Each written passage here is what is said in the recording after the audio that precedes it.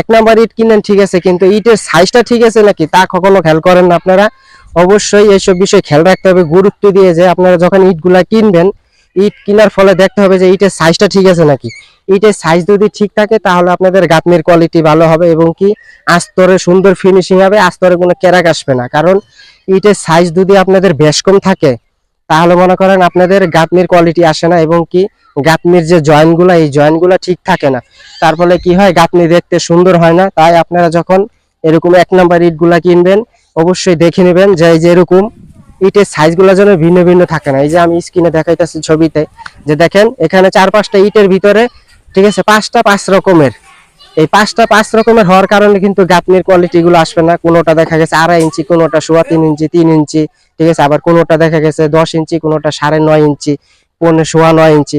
তো এইসব বিষয় অবশ্যই আমাদেরকে মাথায় রাখতে হবে। ইটগুলো আমাদের এক নম্বর সাইজ দেখে কিনতে হবে যখন আমরা ইটগুলা কিনি, কারণ ইট এক নম্বর হলেই হবে না, ইটের সাইজটা অবশ্যই ঠিক রাখতে হবে আপনাদের। কারণ যখন আপনারা এক নাম্বার ইটের অর্ডার দেন তখন দেখা গেছে ইটটা যদি দেখেন আপনারা গাড়িতে নামানোর আগে যে আপনাদের ইটটা সাইজটা ঠিক আছে নাকি, তাহলে আপনারা কাজে সফল হতে পারবেন। এক নাম্বার ইট দিয়ে গাঁথনি করাবেন আপনারা ঠিক আছে, কিন্তু গাঁথনি শেষে কি হয় মিস্ত্রিদের দ্বারা আপনারা প্রশ্ন করেন যে ওখান দিয়ে একটু বাঁকা হয়েছে, ওখান দিয়ে ইট বাইরে হয়েছে। দেখেন এর কিছু বিশেষ কারণ আছে।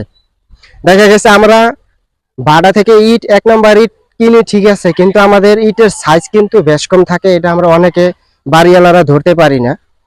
তো মিস্ত্রির চোখে ধরা পড়ে, মিস্ত্রিরা বললো আপনারা কোনো ঠিক আছে কার্যকরী গুরুত্ব দেন না।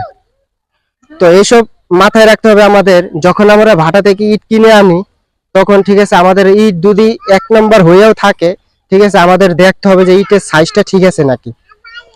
ইটের সাইজটাই শিখে মেন, ইটের সাইজটা যদি ঠিক থাকে তাহলে বুঝবেন আপনাদের ঠিক আছে গাঁথনির কোয়ালিটি ভালো হবে এবং কি আস্তর করার সময় একুরেট বালু খাবে।